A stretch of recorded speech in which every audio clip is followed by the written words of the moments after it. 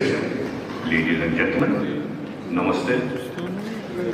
It's an honor for me to represent India at this landmark, high-level international conference on glacier preservation in the beautiful and historic city of Dushanbe.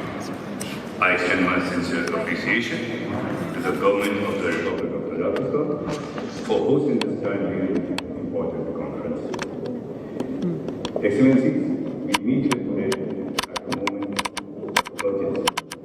Glaciers, vital reservoirs of fresh water and symbols of the planet's delicate climate balance are retreating everywhere.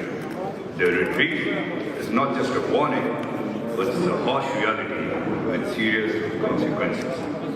Water availability, food security, biodiversity, and the well-being of billions of people are affected by the retreat of glaciers. Glaciers are among the most visible indicators of climate change, and according to the Intergovernmental Panel on Climate Change, glaciers have been losing mass worldwide since the 1990s, and this rate of loss has accelerated in the 21st century. Excellencies, India, as a country intrinsically linked to the Himalayas, deeply understands the importance of glaciers for sustaining agriculture, for drinking water supplies, and hydropower for hundreds of millions. These Himalayan glaciers feed our critical rivers, such as the Ganga, the Brahmaputra, and the Indus river system.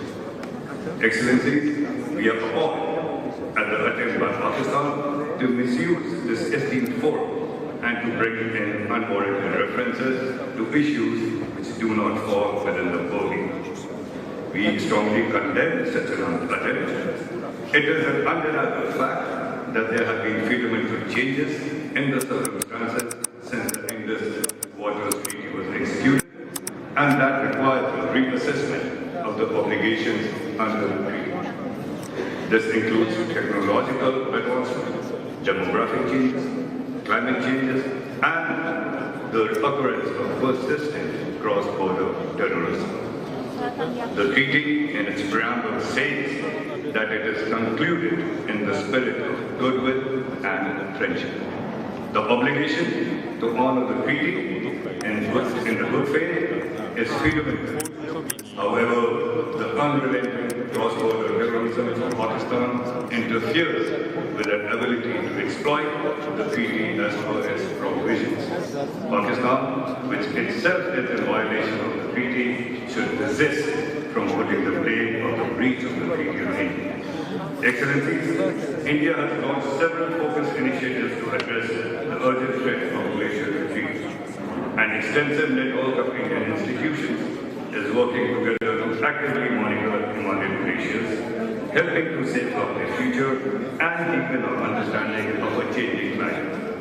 Under the National Mission for Sustaining the Himalayan Ecosystem, which is a part of our National Action Plan on Climate Change, India is advancing research and enhancing conservation and disaster preparedness in the Himalayan region. Further, India has established a Center for Cryosphere and Climate Change Studies to coordinate efforts in monitoring glaciers and glacial lakes.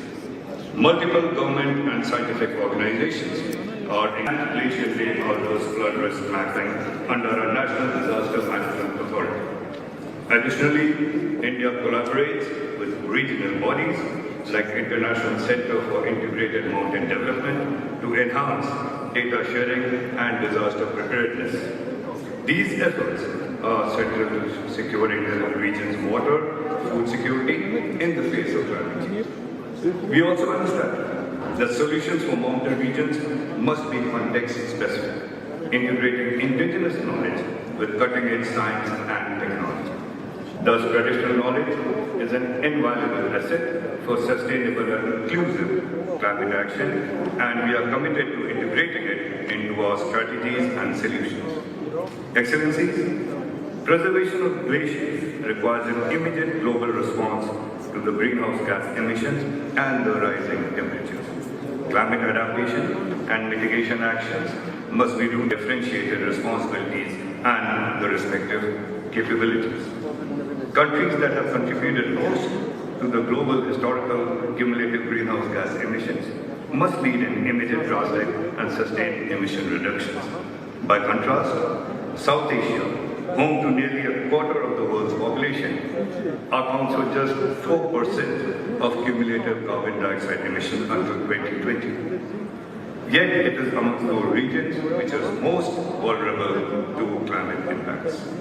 Under the leadership of Honorable Prime Minister Shri Narendra Modi ji, India has been at the forefront of supporting action-oriented steps at the national and global level in response to climate change, despite being a developing country and having made a minuscule contribution to the global historical cumulative greenhouse gas emissions. India remains firmly committed to its international climate commitments under the UNFCCC and the Paris Agreement. Our ambitious, nationally determined contribution and long-term low-carbon development strategy are a testament to our resolve to non-fossil fuel energy.